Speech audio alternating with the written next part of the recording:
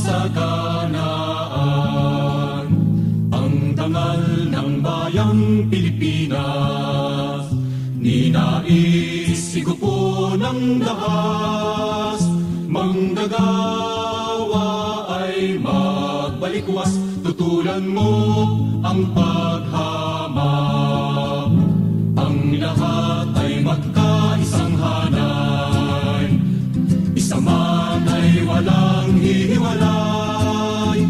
Hadlangan ang mga kahaman, mapaningil na dayuhan. Bawat isa ay tibayan ng loob, pakahin ang pambubusabos.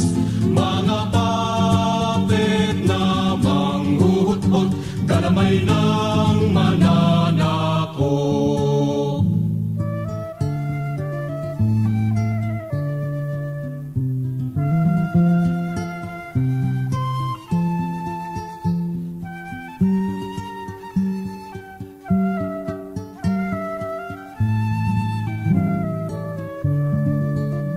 Ang damdamin namin nagliliyab, bukluin sa isang